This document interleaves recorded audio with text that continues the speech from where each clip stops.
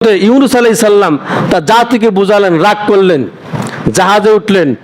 Captain, ওই সময়ের ক্যাপ্টেনদের একটা অভ্যাস ছিল, ওই সময়ের জাহাজের একটা সিস্টেম ছিল, যদি কোনো পালাতক লোক কোনো জাহাজে যদি উঠতো, জাহাজ চলতো না, জাহাজ ডুবতো। ওই সময়ের ওটা একটা মানে অভিজ্ঞতা ছিল, আল্লাহর একটা পরীক্ষা ছিল।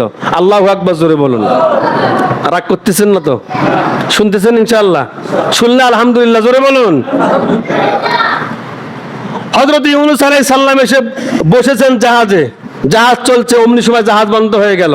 ক্যাপ্টেন মাঝি বলতেছে, সম্মানিত ভাইরা, যদি এই জাহাজে যদি কোনো পলাতক লোক এসে থাকো, দয়া করে বলবেন, অতবার নেমে যাবেন। একটা লোকের জন্য হাজার হাজার লোক মারা পড়ে যাবে, এটা হয় না। হযরত ইউনূস আলাইহিস সালাম চোখ দিয়ে পানি ছেড়ে দিলেন। আল্লাহু আকবার, জোরে বলুন। আল্লাহর নবী ইউনূস বললেন, হে ক্যাপ্টেনে মাঝি, আমি পালাতক। মাঝি বিশ্বাস করলেন না, এত ভালো মানুষ, টুপি পাঞ্জাবি পরা নবী মানুষ, সে কি করে পালাতক হয়? সে তো পালাতক হতে পারে না। ক্যাপ্টেনকে ডেকে বললেন, ক্যাপ্টেন, আমি তো নিজেই পালাতক, তুমি দয়া করে আমারে নেমে দাও। কিন্তু মাছ নদীর পরে পয়গম্বরকে যদি নামিয়ে দেয়, পয়গম্বর মারা পড়ে যাবে।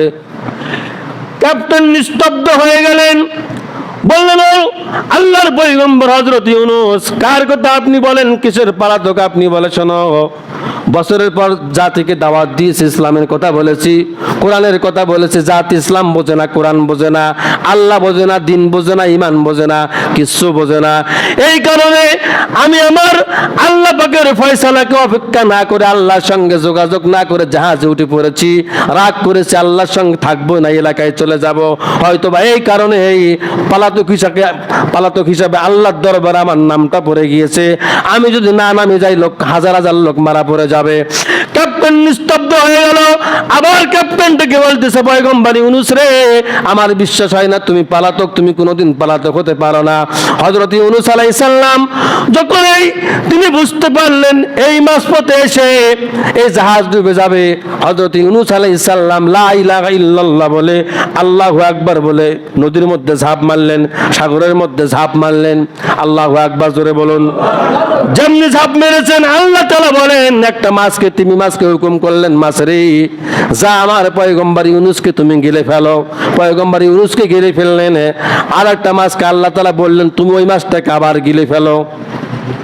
একটা মাছ গিলে ফেলেছেন, আর একটা মাছকে আল্লাহ তাআলা বলেছেন, ওটাকে আবার তুমি গিলো, কিন্তু হে মাছ, আমার পয়গম্বরের জন্য কোনো কষ্ট না হয়, আমার পয়গম্বরকে কোনো কষ্ট দিবি না, হজম করতে পারবি না, তুমি আমার পয়গম্বরকে আগলিয়ে তুমি তোমার পেটের মধ্যে ধারণ করো, বাইরে আবর্জনা থেকে আমার পয়গম্বরকে তুমি হেফাজত করো।